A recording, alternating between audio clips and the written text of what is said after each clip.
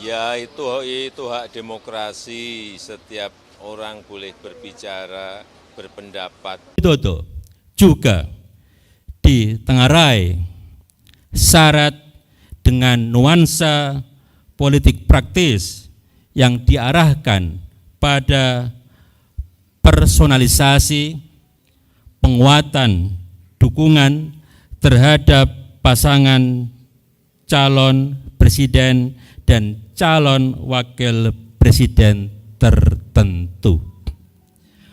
Sejumlah kampus di Indonesia menyampaikan keprihatinan, Pak.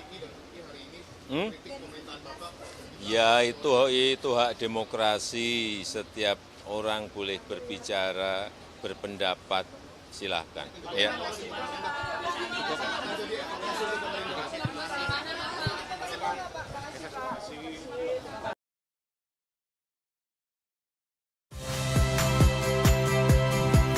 Saya Cynthia Rompas.